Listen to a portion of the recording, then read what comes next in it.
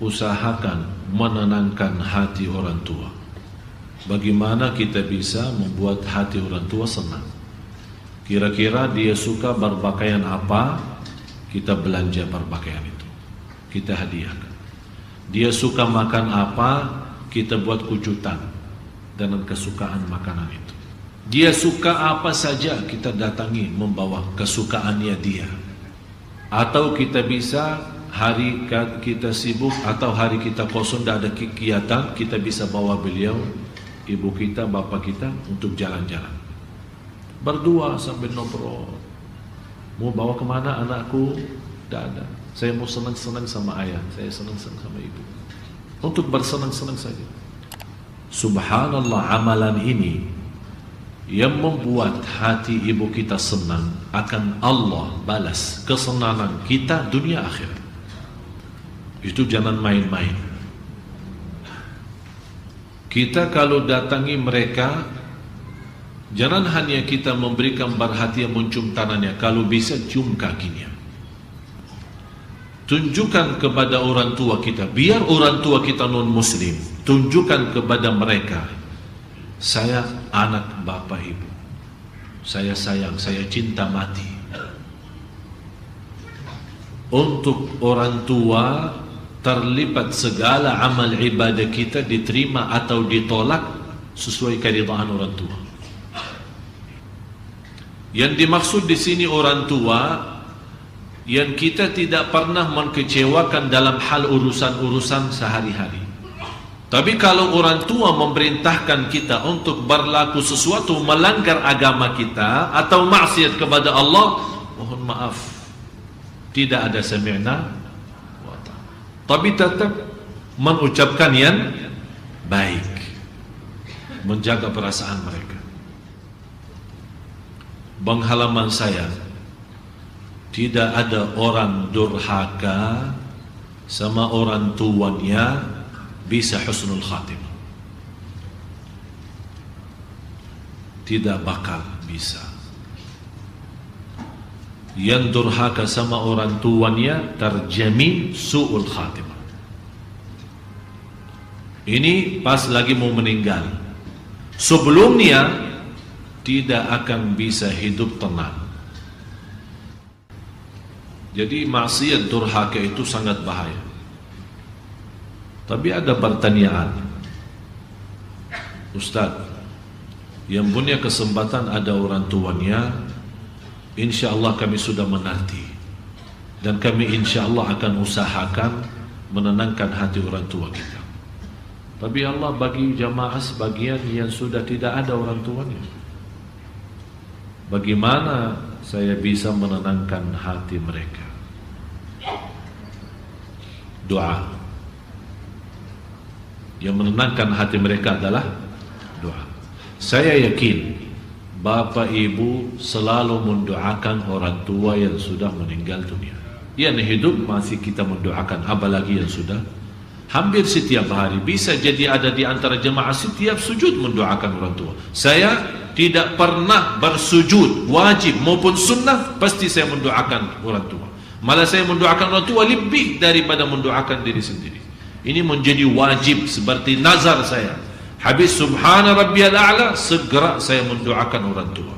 Kalau saya makmum, berdoa untuk orang tua sampai imam Allahu Akbar. Kalau saya berdoa sendiri atau salat sendiri, saya mendoakan diri saya sendiri, kemudian orang tua, baru orang-orang yang lain yang meminta didoakan. Bagi orang-orang yang telah orang tuanya mendahului kita, tolong doakan. Tapi doanya ada cara baru. Jangan mendoakan mereka sambil nangis. Itu dulu. Kalau kita mendoakan sambil nangis itu dulu. Karena kita merasa banyak kekurangan kita. Tapi kali ini saya minta kita mendoakan orang tua yang telah meninggal dunia sambil kita senyum. Maksudnya apa? Apa hubungan kita senyum sambil berdoa? Karena saat kita senyum, kita merasakan orang tua kita mendengar doa kita dan mereka senyum karena doa kita.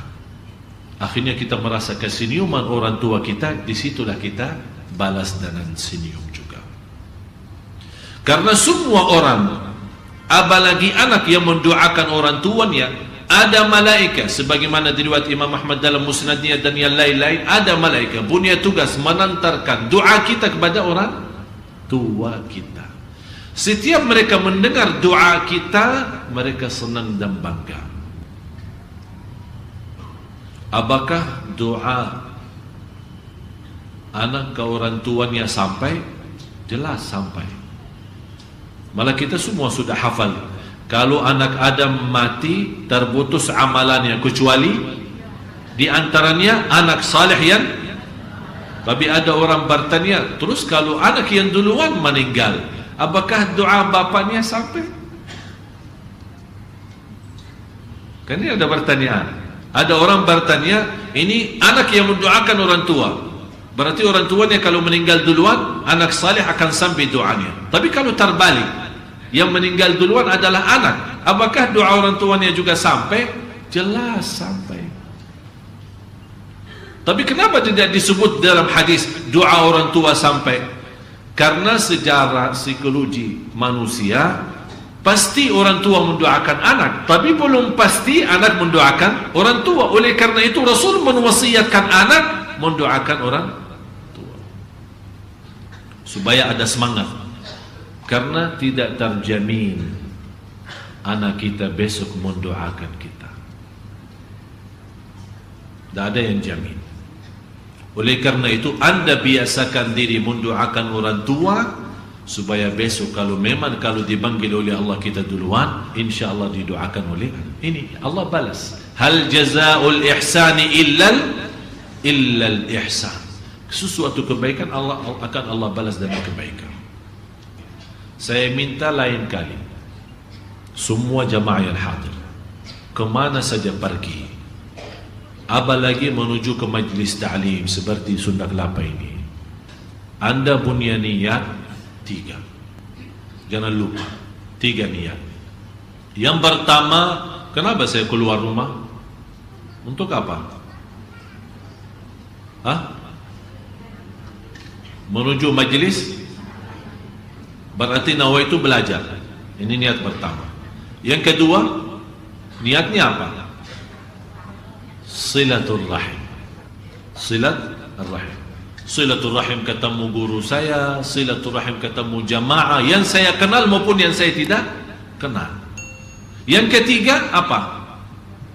Nawaitu dengan berkah belajaran di malam ini, orang tua saya dapat berkahnya. Boleh juga selesai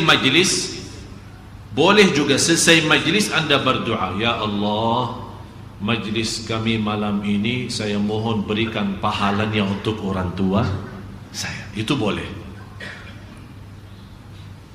Kalau anda merasa belum mantap lewat niat untuk orang tua, di akhir majlis sebelum anda pulang, bobar mau pulang, ya Allah tolong saya duduk di Masjid Sunda Kelapa dari maghrib sampai isya belajar ilmu, ya Allah saya mohon berkah majlis ini, pahala majlis ini sampaikan kepada orang tua saya.